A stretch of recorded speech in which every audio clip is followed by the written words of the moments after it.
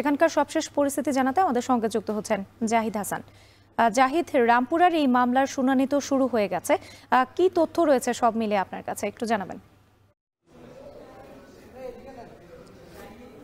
আন্তর্জাতিক অপরাধ ট্রাইব্যুনালে সকালে হাজির করা হয়েছে রামপুরা যে 28 জন হত্যা মামলা হয়েছে সেখানে তৎকালীন যে বিজিবির দায়িত্ব পালন করেছিলেন লেফটেন্যান্ট কর্নেল রেদওয়ানুল ইসলাম এবং মেজর সাবাত আল ইসলাম, এই দুজনকে হাজির করা হয়েছে ট্রাইব্যুনালে সকালে। এখন পর্যন্ত তাদের যে মামলার কার্যক্রম সেটি শুরু হয়নি। এর আগে রংপুরে যে আবু সাইদ হত্যাকাণ্ড মামলা, যেটি বেগম রোকেয়া বিশ্ববিদ্যালয়ের শিক্ষার্থী এবং জুলাই আগস্টের আন্দোলনে প্রথম যিনি নিহত হয়েছেন রংপুর বেগম রোকেয়া বিশ্ববিদ্যালয়ের সামনে, তার মামলায় আজকে সাক্ষ্য গ্রহণের জন্য দিন ধার্য করা ছিল। সেই মামলায় সাক্ষী আদালতে উপস্থিত না হওয়ায় এই মামলার পরবর্তী সাক্ষ্য গ্রহণের জন্য 27শে নভেম্বর দিন ঠিক করা হয়েছে। এটি আন্তর্জাতিক অপরাধ ট্রাইব্যুনাল 2-এ এই মামলাটি চলছে। সেখানে বিচারপতি নজরুল ইসলাম তালু চৌধুরীর নেতৃত্বে যে 3 সদস্যের ট্রাইব্যুনাল, সেই ট্রাইব্যুনালে আবু সাইদের মামলার বিচার কাজ পরিচালনা হচ্ছে।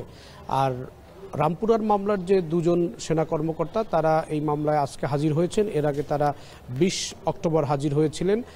আজকে তাদের আবার হাজির হওয়ার তারিখ নির্ধারণ করা ছিল এবং এই মামলায় 4 জন আসামি, এর মধ্যে 2 জন পুলিশ কর্মকর্তা রয়েছে এবং একজন রামপুরা থানার ওসি রয়েছে পরিদর্শক, তিনি এই মামলায় পলাতক রয়েছেন। 2 জন পুলিশ কর্মকর্তা তারা পলাতক রয়েছেন এবং 2 জন সেনা কর্মকর্তা তারা এই মামলায় গ্রেফতার রয়েছেন, এই ট্রাইব্যুনালে এসেছেন এবং তাদেরকে বিশেষ যে কারাগার ঘোষণা করা হয়েছে ট্রাইব্যুনাল এই ক্যান্টনমেন্টের ভেতরে একটি ভবনে, সেই ভবনেই মূলত তাদের 2 জনকে রাখা হচ্ছে।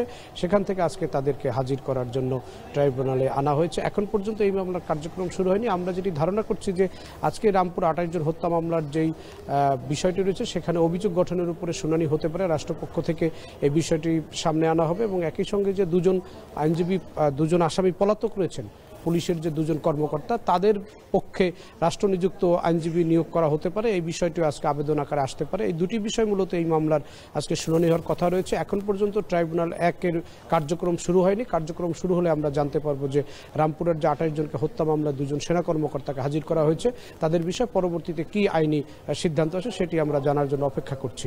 রাত্রি আন্তর্জাতিক অপরাধ ট্রাইব্যুনাল থেকে যুক্ত ছিলেন জাহিদ হাসান।